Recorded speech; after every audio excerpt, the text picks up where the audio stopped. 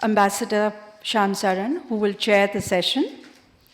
He is the Chairman, Research and Information Systems for Developing Countries, Dr. Shashi Tharoor, Member of Parliament, Lok Sabha, Mr. Ashok Malik, Senior Fellow at the ORF and columnist, and author himself.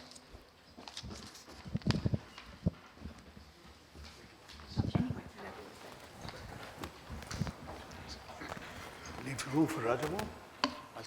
Possibly. No, put yours.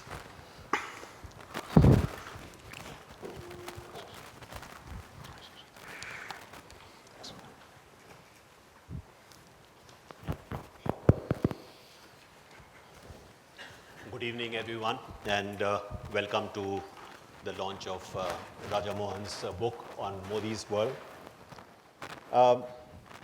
We have a very distinguished panel here this evening to discuss various aspects of this very path-breaking book that Rajamohan has produced. He is, of course, very well known as one of India's best analysts. Of course, I think it was mentioned by Mr. Anand Goenka that finally we have a foreign policy for India. And we must thank Rajamohan for providing us with a foreign policy. If Rajamohan had not been a very distinguished journalist, I suspect that he would have been a distinguished diplomat. And that's a very big compliment coming from somebody from the tribe. When I read this book, I certainly was very conscious of the fact that Rajamohan was analyzing something which is still a work in progress. And it is sometimes very difficult to come to recent conclusions about something which is a work in progress. But I think he has done an excellent job in locating some of the key trends in India's foreign policy since Prime Minister Modi has taken office. I was particularly impressed by the fact that he identified some of the major departures that have been made in India's foreign policy, the various initiatives that the Prime Minister has taken, somewhat unusual kind of initiatives that he has taken, some initiatives which were not expected of him. For example, the new energy that he put in India's relations with the US, when many people had thought that the legacy of this, the visa denial would perhaps color his attitude towards the United States. But here is someone who is extremely pragmatic, who understood the importance of this relationship for India, for India's future, and did not hesitate to really not only repair the relationship, but actually to take it to a different level altogether. Also, with regard to the neighborhood policy, again something somewhat unexpected, that he would be, right from the word go, he would identify India's neighborhood as the most important item on India's foreign policy agenda. So Rajamohan has in a way described the manner in which and the logic behind some of these moves that have been taking place. And I certainly came away with the sense that on the one hand, these are important initiatives, these are important departures, but at the same time, underlying them, there is a certain kind of continuity which is there in terms of India's foreign policy. And that should come as no surprise, because the parameters within which nations operate, the manner in which they perceive their national interests, these do not really change very much over time. They change somewhat incrementally. And I think if you look through the book, even though Rajamohan may be perhaps emphasizing the departure aspect more, I in fact saw also the continuity aspect as being very important in terms of what he has set out to describe in this book. So this is a very important contribution to what I mentioned as a work in progress. But we have now several foreign policy initiatives which have been taken, which give us food for thought, also raw material for good analysis. And we have two very distinguished panelists here who will, I'm sure, will do that with great finesse. So I have great pleasure in now turning the floor to Mr. Shashi Tharoor, Member of Parliament, former Minister of State for External Affairs, and a great sort of commentator on India's foreign as well as domestic policy. Shashi, you have the floor.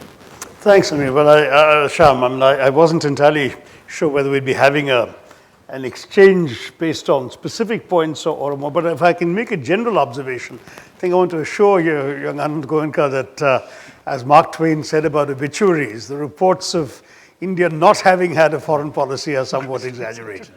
I think that in many ways, Shyam is absolutely correct in that much of what Mr. Modi can legitimately be patted on the back for represents continuity in Indian foreign policy rather than a departure.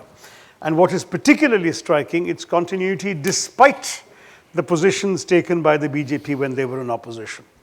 That, as I pointed out in my book, India Shastra, a few months ago, on pretty much every major foreign policy initiative, Mr. Modi should be applauded for having abandoned the BJP position. So the same BJP that brought a no-confidence motion against the government of India on the Indo-US nuclear deal has not only endorsed it, but signed an additional protocol to put it into motion. The same BJP that refused to consider even a discussion of the Bangladesh land boundary agreement has now piloted it through the parliament and had it ratified, and is hailing it as a major breakthrough in the country.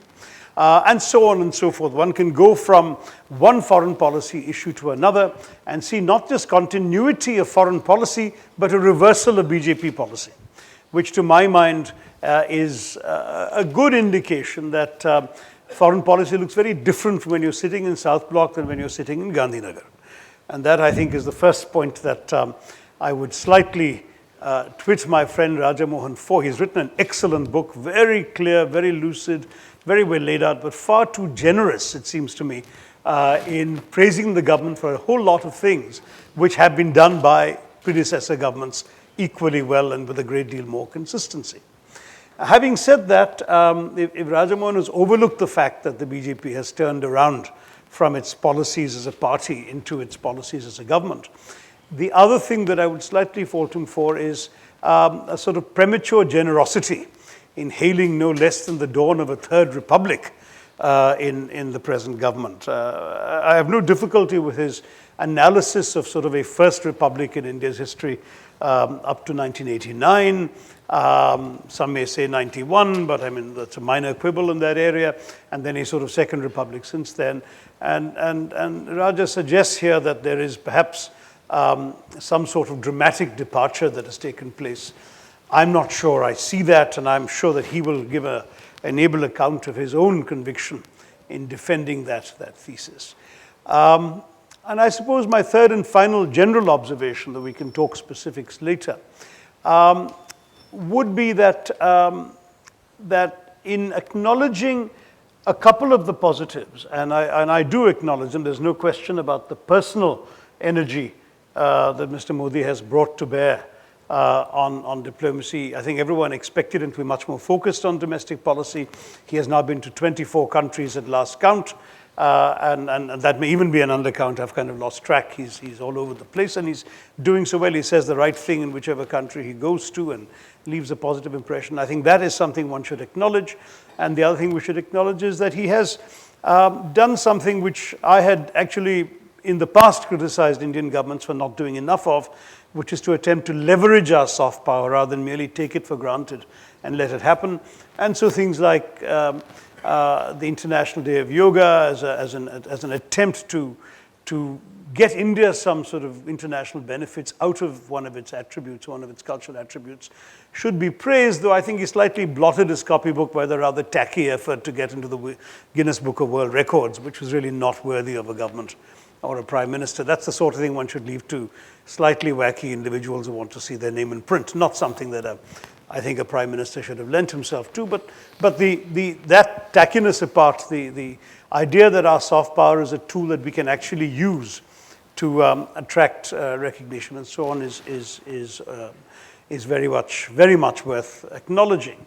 But to balance those positives and to slightly undermine the narrative of continuity, there has been one disturbing development, and that is the onset of some, frankly, appalling incoherence on a couple of policy areas that matter a lot to India. The first is Pakistan, where we've seen the most amazing sort of yo-yo-like ups and downs. You start off with Pakistan being called, the Pakistani Prime Minister being called to the swearing in, then the advent of sari, shawl diplomacy and tender notes to each other's mothers, then suddenly dramatic firing across the line of control and the international border, heavy artillery, disproportionate retaliation, all of which nearly gets out of control. Then once again a decision the foreign secretaries should talk to each other. Then a decision to scrap the foreign secretary talks because of the Pakistanis doing what they've always done, which is to meet with the Hurriyat. Then again this dramatic thing with young Jaishankar being packed off on a Sark Yatra to go and see Islamabad under cover of a multilateral arrangement. Then the situation where the Prime Minister sits in Kathmandu ostentatiously reading a brochure while the Pakistani leader walks past him so he doesn't have to say hello to him. I mean, all of these, and now the most latest, the unexpected springing on the nation of the UFA talks, followed by somewhat discordant statements from Pakistan, followed by declarations by our foreign secretary that we'll give them as good as we get, or if not worse, etc. I mean, there is, as a result, a perception that the government doesn't really know what it wants to do with Pakistan. And considering that they had a very clear idea when they were in opposition of what our government should not be doing, I think this incoherence needs to be pointed out for what it is. There's also been a similar confusion with regard to Israel and Palestine. One doesn't need to belabor it. We already saw a sort of desperate attempt at even-handedness during the Gaza assault, when the foreign minister even said that both are our friends, as if one could truly afford to equate a country that had actually killed 700 civilians and 170 children and destroyed a lot of property with the people who are suffering this, and at the same time had killed precisely two Israeli civilians in the course of this operation. But nonetheless, that equating apart, then an attempt was made to avoid a debate in Parliament, then an attempt was made to not have a resolution of the UN Human Rights Commission, followed by a resolution, by a vote by India in favor of the condemnation of Israel, which left everyone thoroughly confused as to what the government really stood for. And now most recently, this abstention on a resolution a few months later. So incoherence in these two areas causes some legitimate confusion in the minds of observers. And I think that's dangerous. I think a government, particularly one noted for such decisive leadership as it likes to portray itself as doing, should also show some more sure-footedness in foreign policy than it's done. Thank you very much, Shashi, for those comments. I think what you said about the reversal of BJP policies, I would say that reversal of BJP in opposition, but resumption of BJP in government. Fair enough. Perhaps that would be perhaps a more accurate description of what is happening. But you're quite right that as far as certain key issues are concerned, certainly Mr. Modi has not hesitated to overturn some of the positions that his party took while the Congress was in office. Pakistan. Well, Pakistan represents one of those continuities, does it not? We have had in the past, dialogue, disruption, dialogue with the BJP in office, with the Congress in office, and what we see is perhaps the continuation of that with this government too. Which government has found the right strategy to deal with the Pakistan challenge? It's still, that is one foreign policy which still remains to be written. I'm not so sure that Raja Mohan has been able to crack that puzzle as well in his book. But I think very important points that you have made. That there are, as I said in my opening remarks, this is a work in progress. And I certainly hope that the kind of energy, pragmatism, which has been brought to bear on some of the other issues.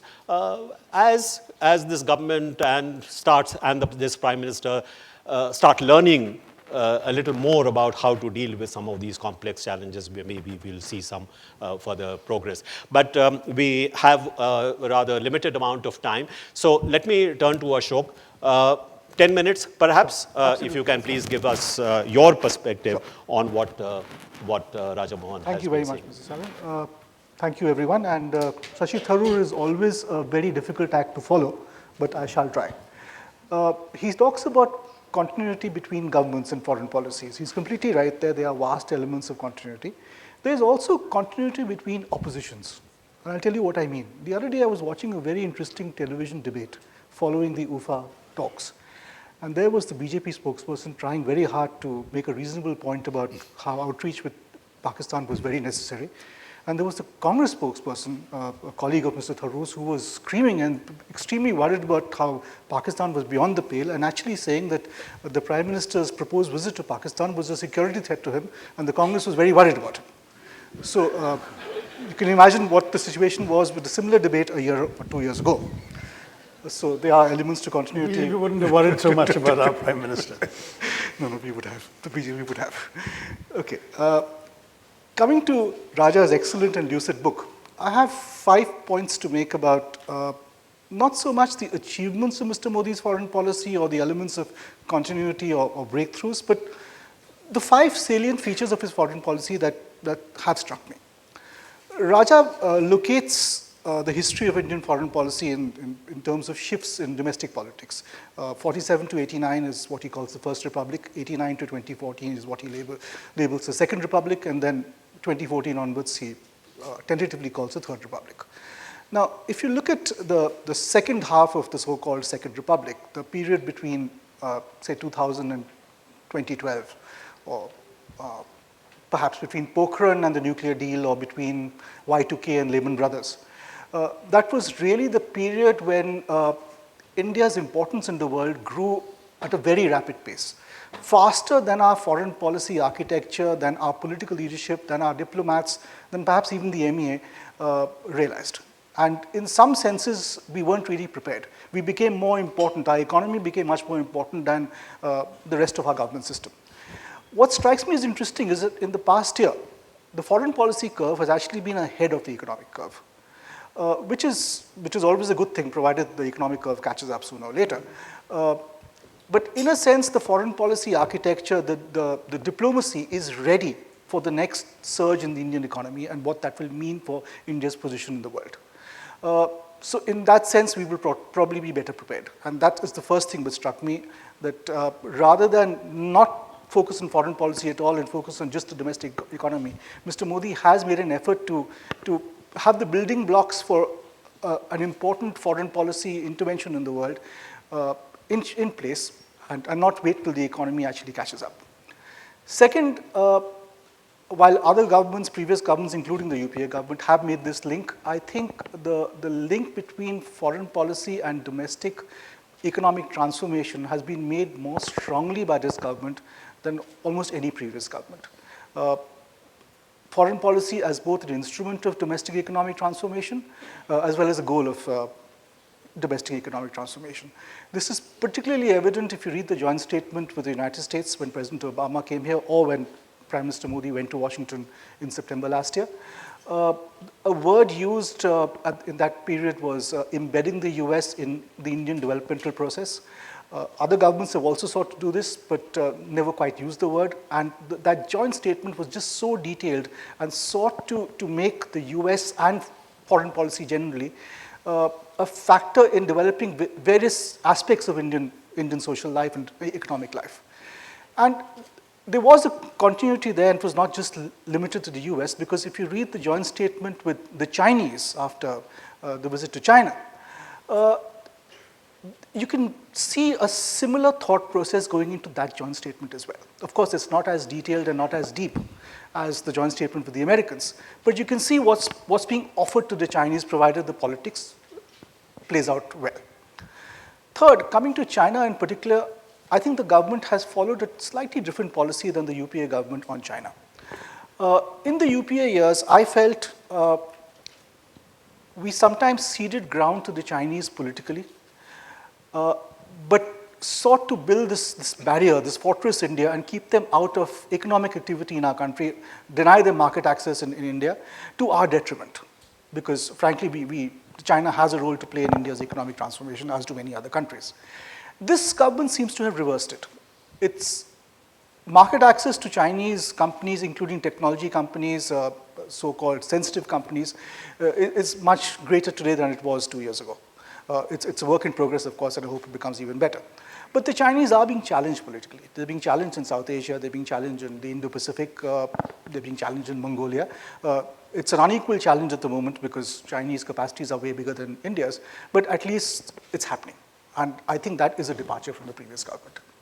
Fourth, the immediate neighborhood, not including Pakistan. I feel an attempt has been made to prize or sort of claw back space that had been lost in the past few years, space that had been lost to the Chinese, space that had been lost to just neglect. We've seen this with the BBI initiative, Bangladesh, Bhutan, India, and Nepal, which is, I would say, a legacy of Mr. Modi's. It's not something which had happened before, especially the cooperation in energy and connectivity and so on. In Sri Lanka, this is an old joke in Delhi that the MEA doesn't understand how elections work. Don't tell a Sri Lankan that.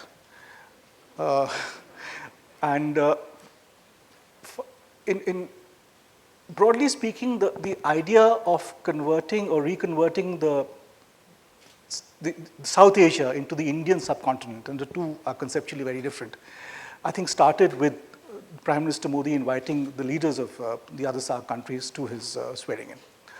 Finally, perhaps I'm being premature here, and perhaps this is too early in the game, but I think an attempt has been made to get India involved in the politics of the Muslim world as a force for the good.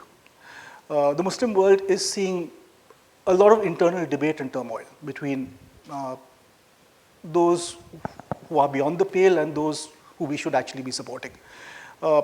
Mr. Modi and his government have entered this contest, as it were, which in Bangladesh, which again the Manmohan Singh government had also entered, to be fair. He's also entered this context to some degree in Central Asia, which is how I interpret his recent visit to Central Asia. And in the coming year, I suspect he will enter this contest in the Middle East and the Arab world, without sacrificing the relationship with Israel, which I think this government has been very clear is perhaps the most important relationship for us in the Middle East, and Israel is perhaps the most trusted friend in the Middle East. Not something the UPA government was willing to admit or was happy admitting, but there I feel this government, despite the vote last year, which was perhaps not in keeping with the philosophy of this government's foreign policy, despite that vote last year, I think a course correction has happened. When it comes to disappointments, I'll just take 2 minutes. When it comes to disappointments, I agree completely with Sashi that the Pakistan policy has been a puzzle. It's been unpredictable to the point of being sometimes inconsistent. And more than being located in a conceptual framework, I think it's been episodic. It's responded to episodes. And this has disappointed me because at some point it needs to be consistent. I think it was Emerson who said that consistency is the virtue of an ass. Sometimes I think an ass would make a very good diplomat. Finally, I had one last point, just one second, lost it.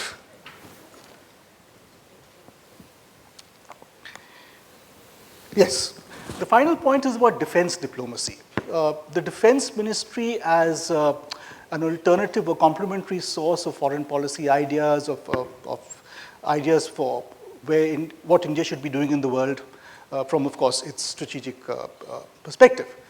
As a friend of mine who is in the audience put it the other day, Indians traditionally see the defense ministry as the defense procurement ministry, and not as a source of foreign policy ideas, which is a big problem in our system, because I do remember in '98 when George Fernandez, as defense minister, made that speech about China being a strategic threat, or I can't remember the word he used. Some of the criticism that was mounted against him was that he was treading on the toes of the MEA. Now, as defense minister, it's his job to state what he thinks is a threat to India's long-term defense. And it's for the MEA to live with that and to find a way of reconciling his point of view with its. But the Ministry of Defense hasn't quite challenged the MEA in the past year. It hadn't in previous years as well, but I expected a change. And perhaps that pleases Mr. Jaishankar, because he's not being intellectually challenged by the Ministry of Defense. But sometimes I wish he were a little less comfortable and threatened that much more by ideas from the Ministry of Defense. Okay, I think we'll have to now shorten the next round of comments. But thank you very much for your 5 points. The MEA, I think it would be fair to say, has to live with a lot of defense ministry like postures which come out in the public, it's very easy to say that you should lump it, but I think if you are running the foreign policy of a country, you cannot have foreign policies for each ministry. I would hope. With respect to what you mentioned about the accent given to economic diplomacy, I think that's a fair comment. Before I give the floor to Shashi to make very brief points, because we also have Raja to speak for a few minutes, just to say that one of the things which I worry about is really capacity. We have, of course, made a lot of commitments, but we really do not yet have an infrastructure to ensure quick delivery. And this is where I think while we have done very well in terms of formulating what are very sensible policies, but I think we need to really put the accent now on the nuts and bolts of how to get foreign policy actually implemented. So that's something which I think you have also referred to, the possibility that many of the things that have been announced may not really deliver what they are supposed to deliver because of the lack of capacity. But I hope that is something which Jaishankar will also perhaps deal with. But Shashi, just 1 minute to please respond to him. Just very quickly, because I don't disagree with much of what Ashoka said, but on the economic diplomacy argument, I do want to stress that in as much as there was such a thing as a Manmohan doctrine, it was precisely this, that foreign policy should serve the interests of the domestic transformation of India. He said this in innumerable speeches. I've heard him do it to closed-door meetings of Indian ambassadors. It was articulated further by his Foreign Secretary, Shiv Shankar Menon. It was the thesis of my book, Pax Indica. This is not a new idea. And if Mr. Modi is doing it, it actually underscores the continuity argument, not a significant departure at all. It was a new idea. It's expressed more strongly than in... It's expressed strongly, but it has been expressed strongly before. The problem is you guys in the media never thought that anything Mr. Manmohan Singh said was strongly expressed enough, and you don't give him the credit he rightly deserves. Secondly, Shyam, on your point on Pakistan, I mean, in all fairness, there was a difference. I think Mr. Manmohan Singh had a very clear and coherent vision, and the disruptions that occurred all occurred because of actions from Pakistan. Whereas here, some of the disruptions are occurring because of somewhat impulsive decisions made by our own government without any context or predictability, and that's the curious issue. But I'll leave it there in respect of your 1 minute. Okay. Yeah. Raja, you have the floor.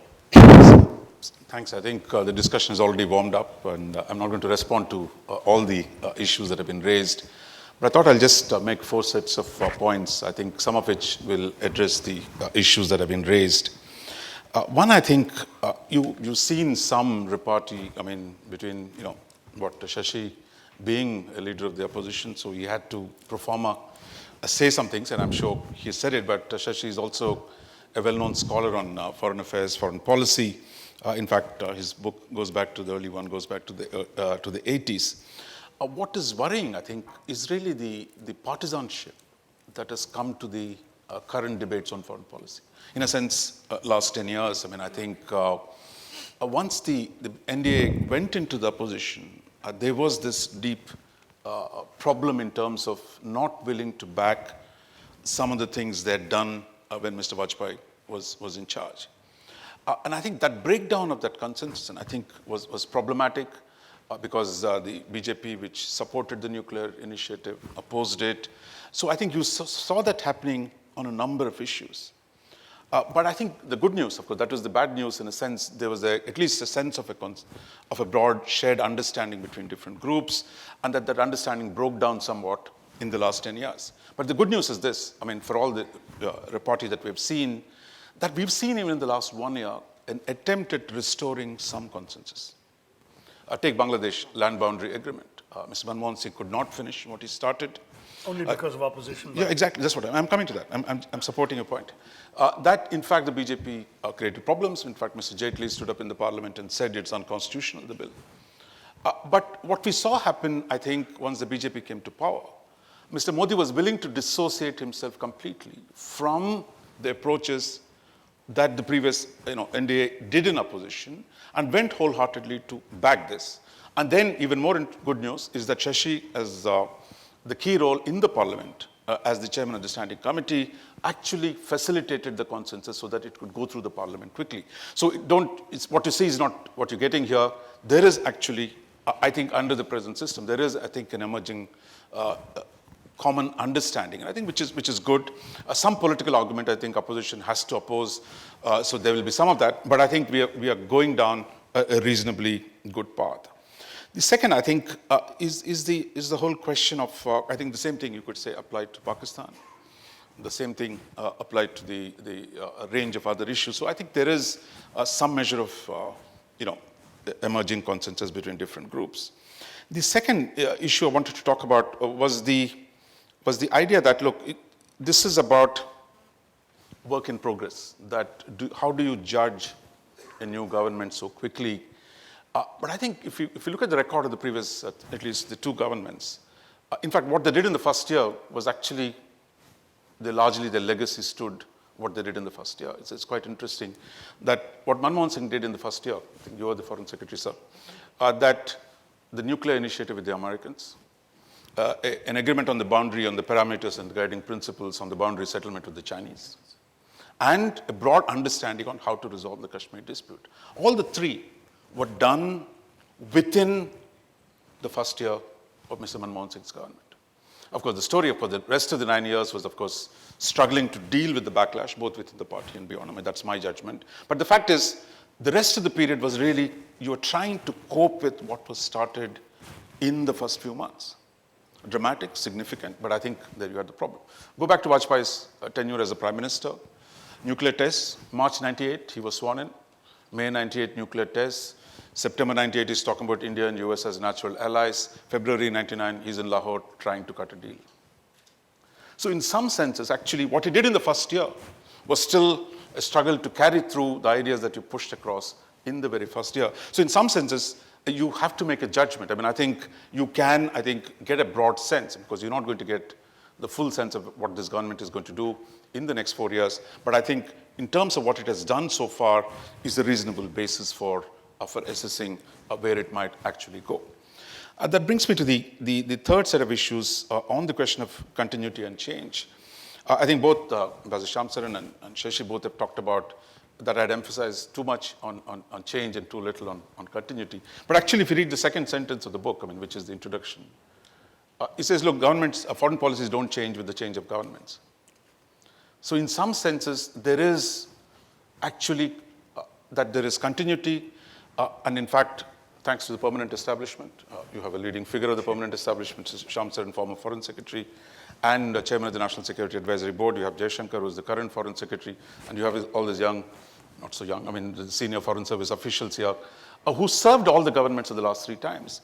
And I think the presence of, unlike in America where we have a permanent bureaucratic establishment, maintains a level of continuity which I think, which doesn't exist in other places. So I think there is a measure of continuity, and we've seen that in the case of the US.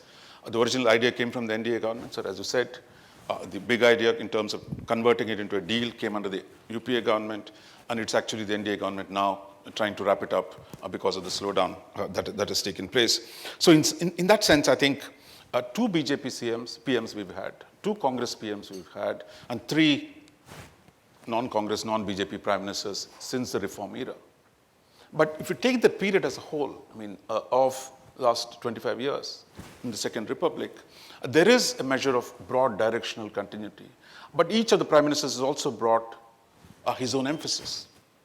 And I think that's where the trick is. I mean, I think when Mr. Gujral first said, Gujral doctrine of be nice to your neighbors, I mean, a lot of my friends said, look, he's appeasing. Here is a classic appeaser.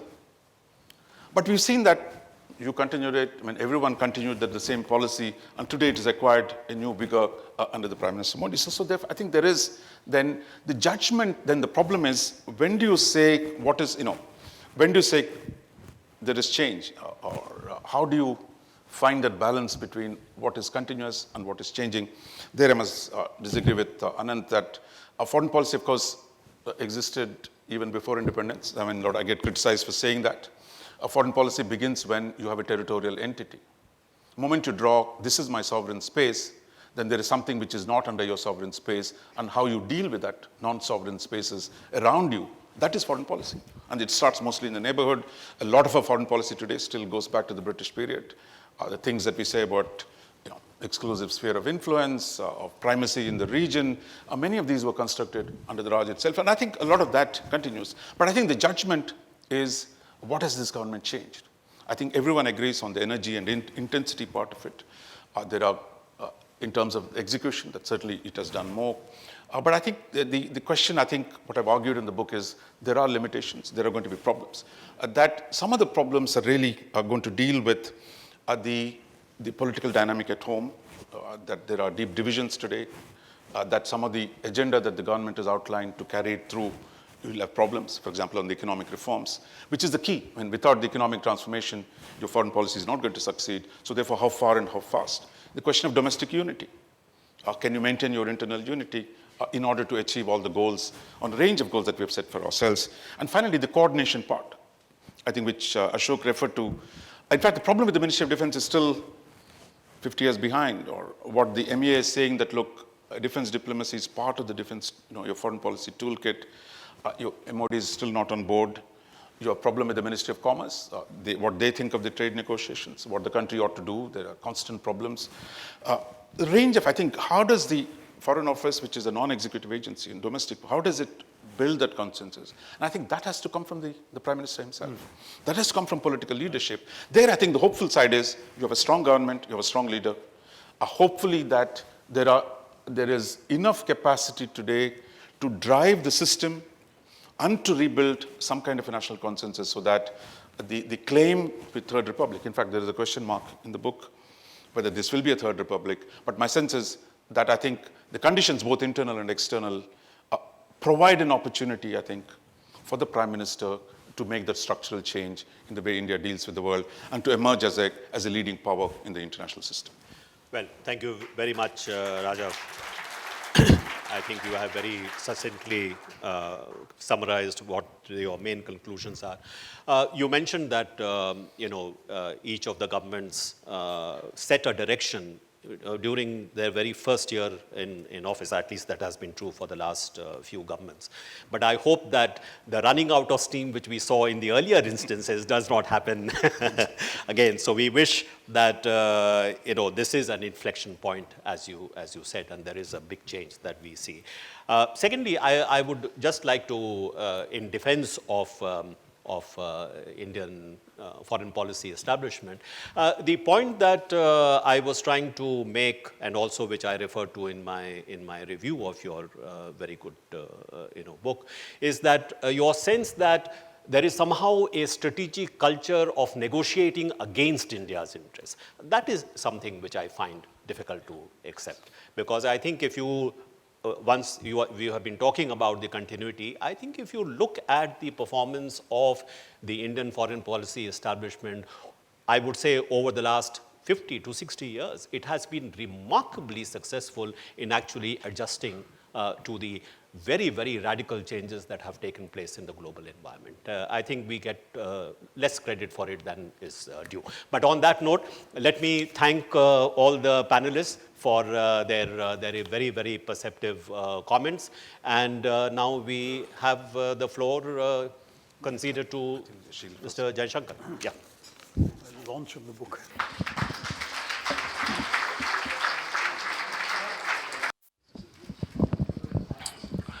Ladies and gentlemen, I am delighted on behalf of ORF to welcome you to the launch of this book by a colleague of ours, Dr. Raja Mohan. Raj in many ways embodies ORF's spirit or approach to research, which is interdisciplinary, deep knowledge of India, and our understanding that we bring to bear on policy and hopefully change it in a better direction. There's been an interesting discussion on Raj's book, and many, many points have been raised. But before that, I just want to mention a few points about the Observer Research Foundation for many of you who may not be aware of it. One is that ORF was formed in 1991. It was brought together to merge many different opinions about the economic package which was required to be passed at that time. Dr. Mantek Singh would know well those times. And we successfully did bring onto an ORF platform economists, intellectuals, politicians of different persuasions, and did manage to get them to agree to some kind of common understanding. But from those modest beginnings, today ORF has grown into probably one of the most preeminent and well-known Indian think tanks, which pursues research in a, I would believe, completely non-partisan way. And to me, that is reflected in the fact that you could on any given day have 2 op-ed pieces by people from ORF arguing completely opposite points of view. Sounds like the Modi government says Shashi Tharoor, but I may not fully agree with that. However, what I would like to say is that Raj's book reflects, in that sense, exactly what ORF stands for. We would like discussion, we would like debate, we would like policy to be taken after a prolonged understanding or attempt to understand the issues involved, just as there was this discussion here. And I think now, without further ado, because I'm delighted I can cut short this speech because the Foreign Secretary is pressed for time, and I would like to invite him to come and shed some light on many of the issues that were raised in this discussion. Dr. Jaishankar.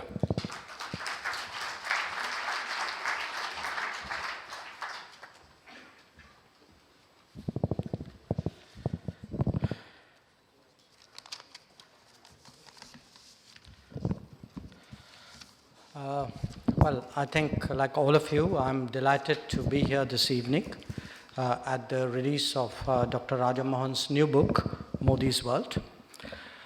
I have good reasons, both personal and professional, for doing so. Raj and I have known each other for more than 4 decades, and I'm possibly his oldest acquaintance in this room, Nirmala included, and my mother will vouch for that.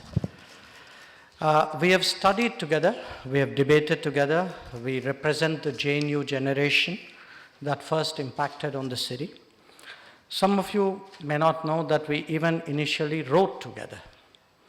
Our shared journey moved comfortably from our university days into our professional lives. Though our paths diverged, we inhabited connected worlds and for many years have been each other's sounding boards. Therefore, I do follow Raj's endeavors and achievements with special attention and, might I say, with a sense of pride. Raj is, of course, indisputably India's most recognized face in international relations. As in the case of our subject today, images usually have a basis in reality. Most of you are familiar with his many writings, but I'd like to refer specially to his 4 books. In 2003, Raj wrote Crossing the Rubicon. Its subtitle said it all. This was about making of India's new foreign policy. He followed that up with Impossible Allies, an analysis of what then was an improbable understanding between India and the United States, now of course taken as natural and inevitable. His next work, Samudra Manthan, addressed the then less than universally recognized phenomenon of Sino-Indian rivalry in the Indo-Pacific. In each of these cases, he picked issues that marked definitive turning points in recent Indian foreign policy: the nuclear tests of 1998, the India-US agreements, and the implications of the parallel, if differential, rise of China and India. Clearly, we are dealing with an analyst who has a track record of great discernment, one sensitive to the shifting sands of global politics, and with a gift to look beyond the horizon. That he has chosen to focus on Modi's India tells us as much about the subject as it does about the author. This then brings us to the issue of the foreign policy underway today. How much of it is continuity? How much of it is change? What do the changes signify? How much is substance? How much is optics? Some opinions have been offered already, not all of them without bias. I'm sure that if we subject the diplomacy of the last year to a smell test, we can arrive at a reasonably clear conclusion.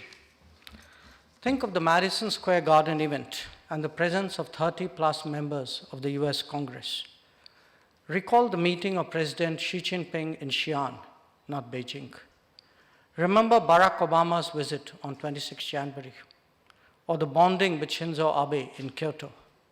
Assess the recent response of Nepal and Bangladesh on long-standing issues. Look at Operation Rahat in Yemen or Operation Maitri in Nepal.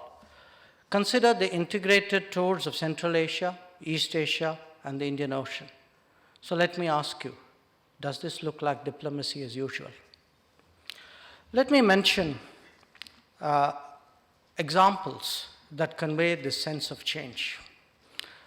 A neighborhood policy that puts a premium on connectivity, contacts, and cooperation. When required, one that is both reasonable and firm. A China policy that triangulates security interests, economic cooperation, and international politics. The nuclear initiative, a matter as close to my heart as Raja Mohan's, and one that we cut our teeth on 4 decades ago, has moved back into the active terrain. We have seen forward movement with the US, France, and Russia, and work in progress with Australia and Japan. The land boundary agreement with Bangladesh and the connectivity understandings have been game changers. Cooperation on power generation and post-earthquake assistance in Nepal have transformed that relationship. A coherent Indian Ocean strategy is under implementation. Visits to even nearby nations after decades and impending summits of the Pacific Islands and of African states represent a different mindset. Our flagship development programs are attracting favorable international response. The impression of India being somewhat easier for business has started to make an impact as well. And personal chemistry has emerged as a powerful tool in our diplomatic kit. Some of these are new developments. Others are a decisive conclusion of an unfinished national agenda. Either way, they signal different times. They speak of greater confidence, more initiative, certainly stronger determination, and obviously express the growth of our capabilities that have been built up over time. In many ways, they constitute both a larger footprint and a more intensive one. It is therefore time to ask ourselves whether India should raise the level of its ambitions. Are we content to react to events, or should we be shaping them more, on occasion even driving them? Should we remain a balancing power or aspire to be a leading one? Diplomacy involves management of contradictions in international politics and the pursuit sometimes of contradictory goals. In India's current position, it is possible to make a case that simultaneous pursuit of multiple relationships creates a virtuous cycle where each one drives the other higher. So, is it then time for greater activism? Tactics also offer some insights. Confidence leads to initiatives and drives strategy. In contrast, reactive diplomacy is by nature one of a lower profile, nor does it encourage an integrated view of regions where local balances sometimes offer advantages to be exploited. On the other hand, more proactive diplomacy tends to look at a broader landscape. Even in its implementation, it overcomes the silos that are a particular bane of our working style. Recent months have seen some innovations. Let me focus on a few to bring out their larger implications. First, developing narratives is part of a transition towards a leading power. You would have noted the attention paid to India's sacrifices in the First World War a century ago. Fast forward to our extraordinary record in peacekeeping operations. Now look at the impressive disaster response efforts, including Nepal and Yemen, and see how the story of an India that has always done its utmost for the world strengthens our position as a responsible international stakeholder and our credentials for a permanent seat in the UN Security Council. 2, the creation of a new lexicon and imagery can often be helpful in assimilating and implementing changes. The term neighborhood first has a clear self-explanatory message. Even a shift from look east to act east is not without its meaning. The introduction of heritage and lifestyle into conversations on climate change is worth considering. The image of a first responder in humanitarian assistance and disaster relief situations has great value. Valuing democracy creates as many bonds as countering terrorism. Reflecting these terms appropriately and effectively in our dialogues is truly worthy of consideration. And the use of social media, you will agree, has given our diplomacy a definite edge. A related issue is the importance of soft power. The impact of the International Day of Yoga on the world has been tremendous. We just felt it in Central Asia and in our BRICS and SCO meetings. This is perceived as a universal expression of Indian culture. Nothing could be more effective in bringing out the relevance of our heritage and traditions. A less noticed example is of our connections with Buddhism, a message that has somehow got obscured after the 1950s. This too has great potential. A fourth aspect is that of persons of Indian origin. Their achievements have long been broadly appreciated, but till now, we have perhaps not fully utilized their role as bridges to different societies. Motivating them is key to their making a fuller contribution to the land of origin. And finally, do look at the direct linkage between our diplomatic activity and national development efforts, a subject which the panelists addressed as well. Today, many of our outcomes reflect the contributions that international partners can make in terms of resources, technology, and best practices to various flagship programs. This has actually led to the emergence of a very different agenda for our interactions. Taken together, these developments have made themselves felt in only 1 year. India's priorities are clearer with respect to its neighborhood, its broader region, and in making a global impact. Diplomacy now helps to play a role in our national development. There has been a concerted effort to make full use of personal chemistry, narratives, culture, and our diaspora. The world is beginning to believe that we mean business, whether in business or otherwise. And as we proceed, perhaps it is time to reassess our ability to drive and lead on global issues and be active and nimble rather than neutral or risk-averse.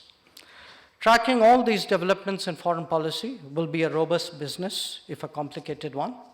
What I would like to say today is that especially in the last 2 decades, Raj has been both the predictor and the dissector of change.